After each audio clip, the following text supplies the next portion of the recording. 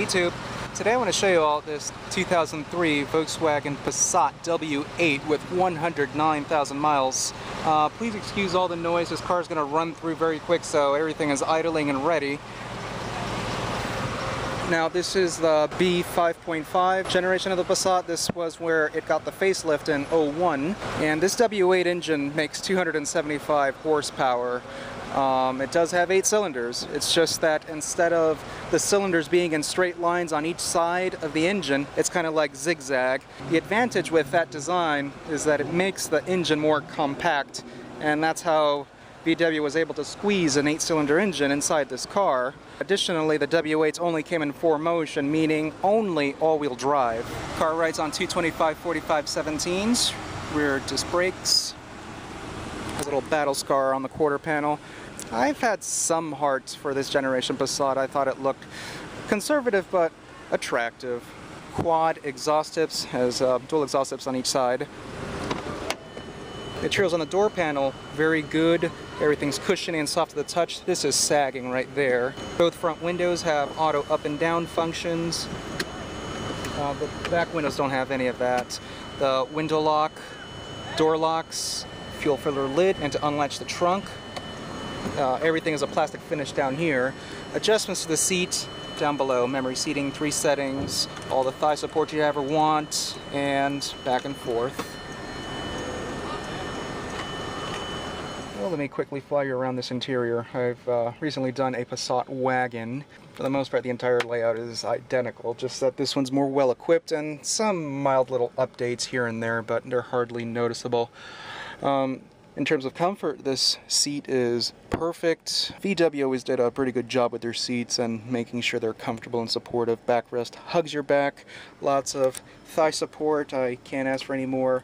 Legroom is decent. The center stack is a bit on the fat side. My leg constantly rubs on the edge here. That kind of does get annoying. It does feel like a rather small car. It doesn't feel its size. It feels a lot smaller once you sit inside.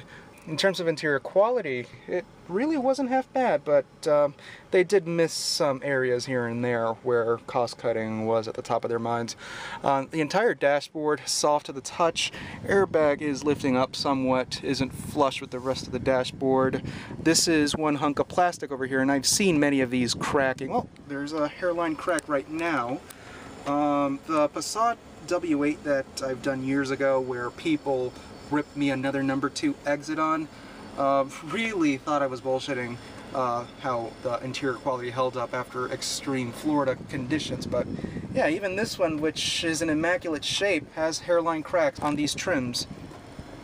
The glove box, massive. Cup holder rests, not recommended to hold any drinks if you were in motion, but the glove box is pretty large and it's chilled. Just twist that knob and air from the AC will flow within, so it'll be like a little mini fridge. It won't be that great, but good to keep fruits and etc. chilled.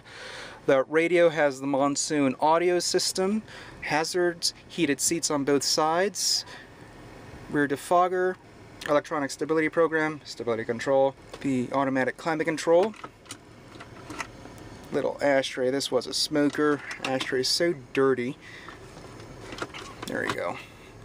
This car uses a 5-speed automatic. It really wasn't the most reliable of gearboxes, as many Volkswagen automatics of those days. Yeah, this was quite an unreliable gearbox, and the one that I toured had a torque converter that seemed as if it were failing because it was whining the whole time. It has the manual shift mode, and everything here is a plastic finish, dual cup holders, e-brake, center console, cushiony. I like the exposed stitching. Very useless storage, but it's there, and it is adjustable too, you can see. Steering wheel, leather wrapped, nicely thick. Radio controls, cruise, instrument speed wipers right there, and the turn signal lever seems to have the on and off switch for the cruise control. That's my assumption. Panel dim, headlamps, pull for fogs, and the steering wheel tilts and telescopes. Headliner's cushiony, oh shit handles, they're damped. The sunroof, twist this dial over here to get it going.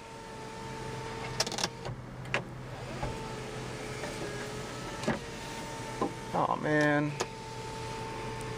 Now this sunroof doesn't want to close on me. God damn it.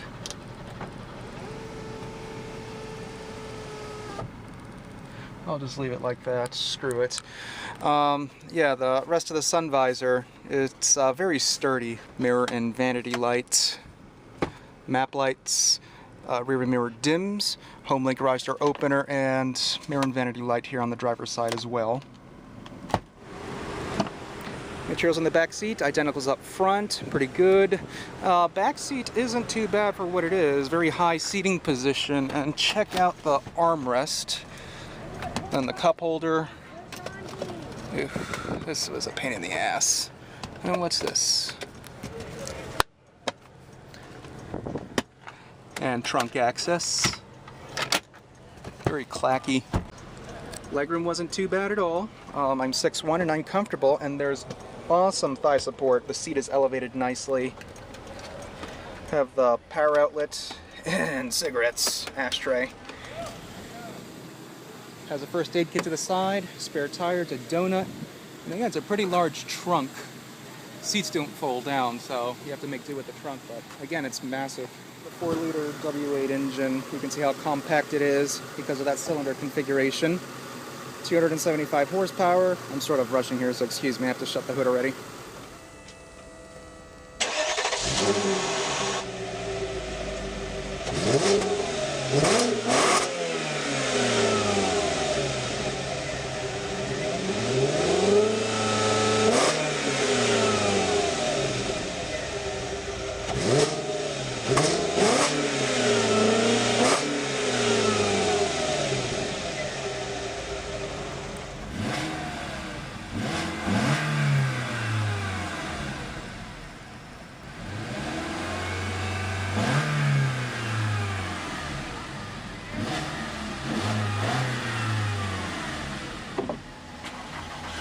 That's the thing with this W8 engine. It doesn't sound like it has 8 cylinders under the hood. It sounds more like a 4-cylinder, but I guess that's because of the exhaust and possibly the configuration of the cylinders and the firing order. That's just my guess.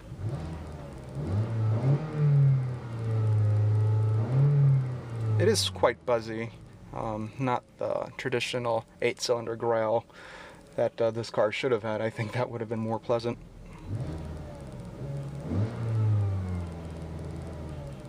So guys, I just wanted you all to get a feel of this W8. I just had to give you all an updated tour of a W8 Passat.